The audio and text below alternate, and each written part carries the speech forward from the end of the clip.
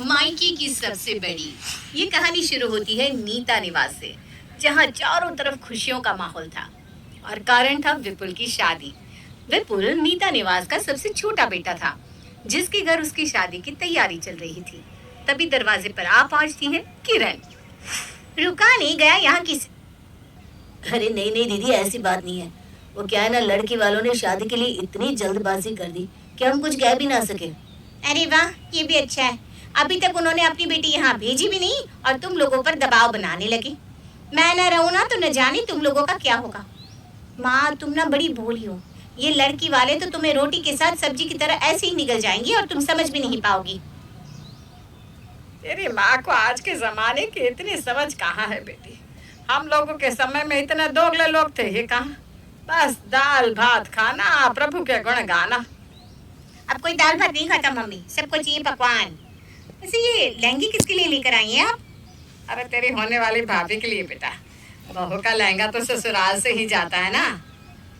अगर अभी ही इतना महंगा लहंगा दे दोगे ना मम्मी, तो मांगने के लिए उनका और बड़ा मुंह खुल जाएगा।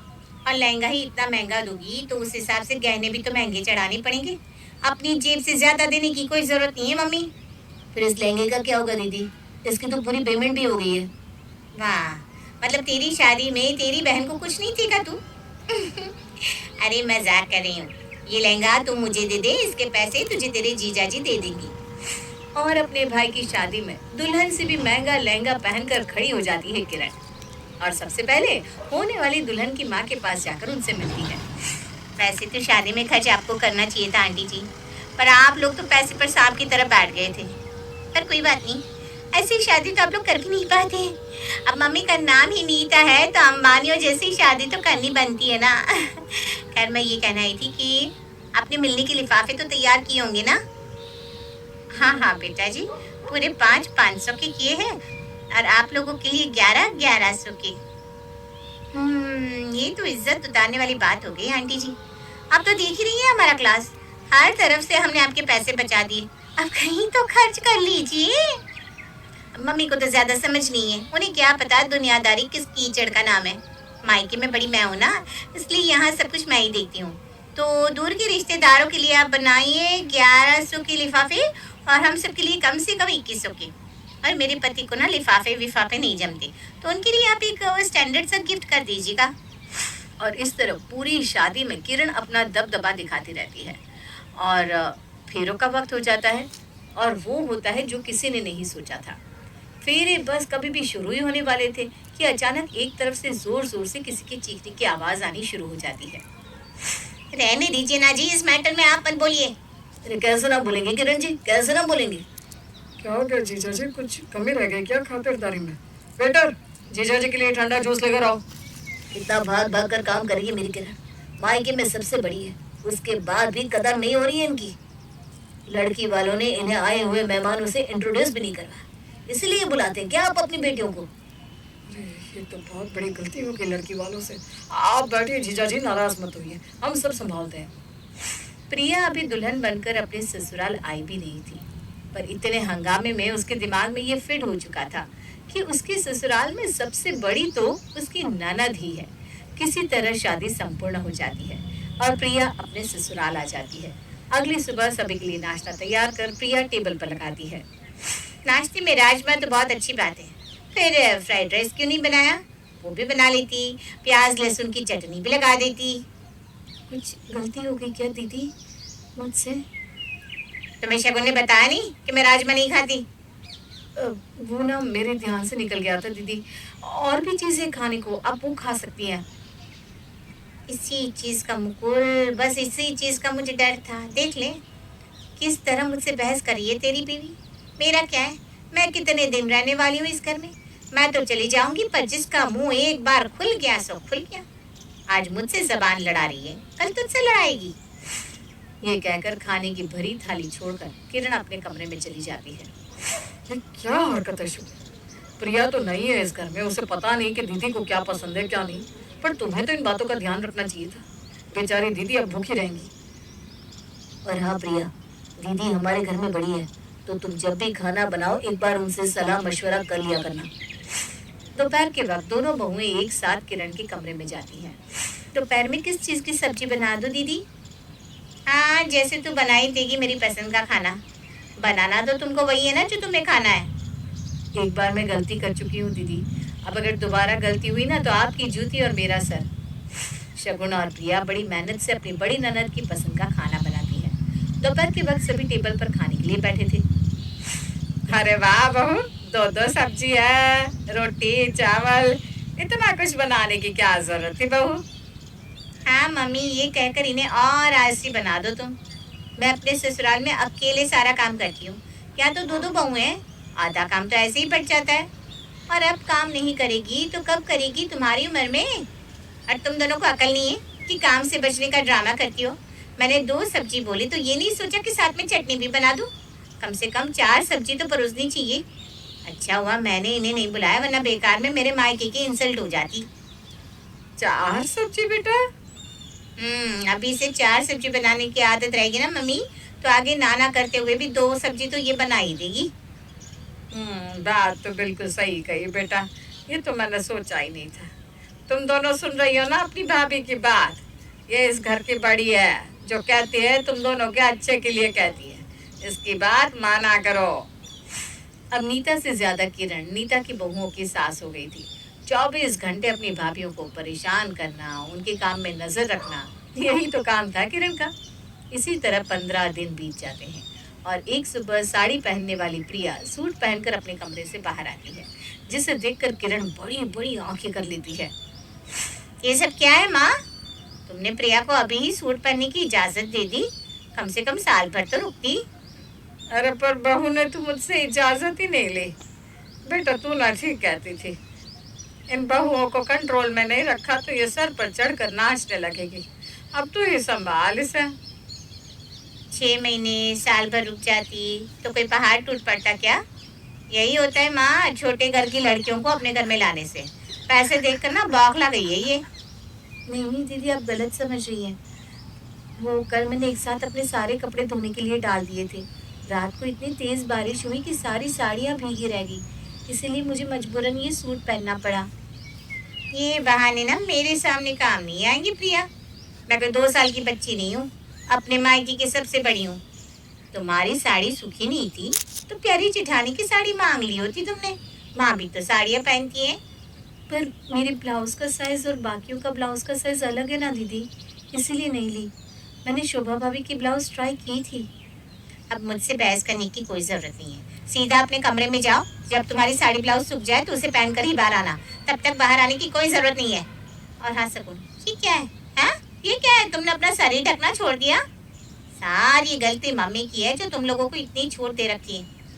जो तुम्हें करता हुआ तुम्हारी देवरानी देख रही है वही तो वो कर रही है।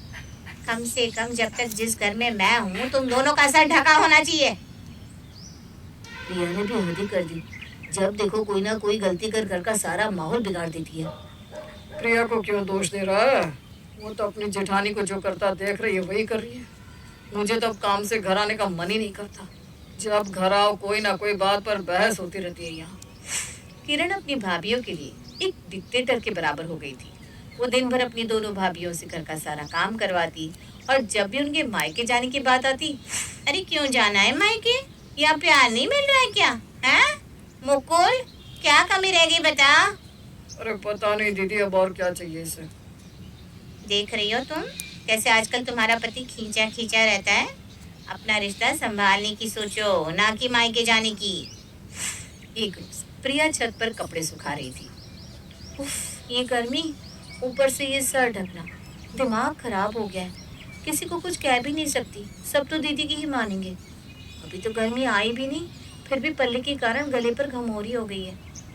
यहाँ तो कोई नहीं है, यहाँ पल्ला हटा देती हूँ। और अपने सर से पल्ला हटाकर प्रिया कपड़े सुखाने लगती है और इत्तेफाक से किरण वहां आ जाती है और ये देख लेती है। चीखती हुई किरण नीचे सभी के सामने पहुंचकर इसी बात पर हंगामा शुरू कर देती है। जो कर रही हूँ मैं खुद के लिए कर रही हूँ क्या भाई? हाँ, तू ये बता, मैंने नहीं सही क्या बंदिशें? अब माँ तो कोई बंदिशें लगाती नहीं, उसमें भी इतने ड्रामे। मुझे तो बड़ी फिक्र हो रही है, ये कैसी लड़की ले आया तू। नीचे तो हम सबके सामने सर ढक कर रहती है और छत पर न जाने किसे दिखाने के लिए पल्ला हटा दिया। तू ही सोच। ये बात अब विपुल के मन में घर कर जाती है। ऐसे ही रोज हो रही लड़ाइयों से विपुल परेशान था। ऊपर से ये सुनकर अब उसे प्रिया पर शक भी होने लगा था। नाश्ते के टेबल पर, अरे आप खाने से उठ क्यों रहे हैं? मैंने आपके लिए स्पेशल मिठाई बनाई है, वो तो खाकर जाइए। मेरी भाभी ने जो बनाया था वो मैंने खा लिया। ये नई मिठाइयाँ तुम जिसके लिए बनाना सीख रही हो ना, उसके घर जाकर उससे खिलाओ। मेरी थाली में परोसने की कोई जरूरत नहीं है। अरे रुक जा भाई, मैं भी चलता हूँ। वैसे तो आज ऑफिस की छुट्टी है, पर घर पर बैठकर मुझे सगुन का चेहरा देखना पड़ेगा। मुझसे ना अब उसका चेहरा बर्दाश्त नहीं होता। मेरे जीवन में अब सगुन बनकर आई है। और दोनों भाई नाश्ते के टेबल से उठकर चले जाते हैं। नीता ये सब देख रही थी पर वो कुछ नहीं कहती। अपने दोनों भाइयों के गृहस्थ जीवन को खराब कर किरण इस मौके का पूरा पूरा फायदा उठा रही थी। एक रोज जब नीता हॉल में बैठी माला फेर रही थी, मम्मी मुझे आईफोन दिला दो ना, पापा से कितनी बार मांगा पर उनके कानों पर तो जू भी नहीं रेंगता। तेरा बाप ना सिर्फ दिखावे का शेर है। आंटी तो ढीली है उसकी, आज तक उसने मुझे कुछ नहीं दिया, तुझे क्या देगा? पर तू फिक्र मत कर, तेरे दो दो मामा बैठे हुए हैं ना, जा मामू से मांग ले। मम्मी कितने दिनों से हम बाहर नहीं गए, आज बाहर का खाना खिला दोगे प्लीज, मेरी प्यारी मम्मा। ऐसे भी तेरे दोनों मामा आजकल रात को घर का खाना नहीं खाते, तो उनके साथ ही चिपक कर बाहर रेस्टोरेंट में खाने चला जाना, ठीक है? अरे वाह, थैंक यू मम्मा, यू आर ग्रेट। विपुल और मुकुल ने घर में हो रहे कलेश के कारण वैसे ही रात का खाना घर पर खाना छोड़ दिया था और अब वो टिफिन भी ले जाना बंद कर देते हैं। दोनों भाई अपनी अपनी पत्नियों से दूर होते जा रहे थे और एक रविवार की दोपहर दोनों ही फट पड़ते हैं। निकल जाओ मेरे घर से तुम प्रिया, मुझे तुम जैसी लड़की की जरूरत नहीं है यहाँ। पता नहीं कैसे चाल चलन की लड़की आ गई हमारे घर। एक तरफ विपुल के कमरे से चीखने चिल्लाने की आवाजें आ रही थी, तो दूसरी ओर यहाँ आपकी बहन ने मुझे काम वाली बनाकर रख दिया है। मुझे नहीं रहना आपके घर। क्या नहीं किया मैंने आपके लिए? आपके माता पिता को अपना माता पिता माना, आपको संतान सुख दिया, आपके बच्चे को पालती हूँ, आपके गंदे कपड़े धोती हूँ, इसलिए नहीं कि मुझे एक काम वाली की तरह रखा जाए। मैंने अपने भाई को फोन कर दिया है, वो शाम को आकर मुझे यहाँ से ले जाएगा। दीदी ठीक ही कहती थी, लगाम कस लो भाई वरना ये उड़ती ही दिखेगी। एक तरफ विपुल अपने कमरे से प्रिया को उसके सामान के साथ निकाल देता है, तो दूसरी तरफ सगुण अपने पति का कमरा छोड़कर अपना बैग लेकर बाहर आ जाती है। ये तुम्हारी बहू है मम्मी, देख लो मेरे भाइयों की क्या हालत कर दी है दोनों ने। निकल जाओ मेरे घर से, यहाँ तुम्हारी कोई जरूरत नहीं है। अब बोली ना मम्मी तुम, निकल जाओ तुम दोनों। मेरे दोनों भाई तो हीरे हैं हीरे, तुम दोनों टेंशन मत लो। मैं अभी तुम्हारे जीजाजी को फोन करती हूँ, वो तुम दोनों के लिए अच्छे अच्छे रिश्ते बता देंगे। घर से निकल जाओ किरण। हैं? ये क्या बोल रही हो तुम? तेरी हिम्मत मारी गई थी जो मैंने तेरी बात मान ली और अपनी बहुओं को तेरी निगरानी में छोड़ दिया। मैंने तो सोचा था कि तू इन्हें घर गृहस्थी के नियम सिखाएगी, पर तूने तो इनकी गृहस्थी ही उजाड़ दी। ऐसी बेटी मुझे नहीं चाहिए। मैं अभी दामाद जी को फोन करती हूँ, वो तुझे आकर ले जाएंगे। नीता फौरन अपने दामाद को फोन लगाती है। शादी के रस्मों को तो पूरे 2 महीने हो गए हैं दामाद जी, अकेले आपका मन भी नहीं लगता होगा। अब आकर अपनी बीवी को यहाँ से ले जा सकते हैं। पर वहाँ ना कमरे की एसी खराब हो गई थी ना मम्मी जी, और बिना एसी के मुझे जमता नहीं। आप उसे ठीक करवाइए, फिर मैं आता हूँ। वो क्या है ना दामाद जी, हम कुछ दिनों के लिए बाहर जा रहे हैं, तो अभी तो मैं आपकी खातिरदारी कर नहीं पाऊंगी।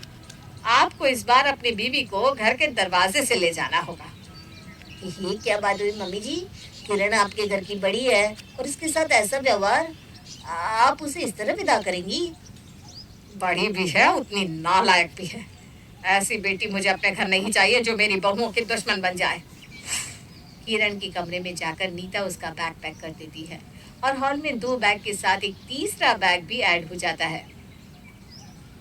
घर की बड़ी तू नहीं, घर की बड़ी मैं हूँ और जो मैं चाहूंगी वही इस घर में होगा। विपुल और मुकुल, माफी मांगो अपनी पत्नियों से। सॉरी प्रिया, प्लीज मुझे माफ कर दो। तुम मुझे घर से निकाल दो सगुण, पर खुद इस घर को छोड़कर मत जाओ। पर घर छोड़कर जा कौन रहा है? प्रिया और सगुण अपना बैग उठाओ और कमरे में जाओ, और किरण तो बाहर।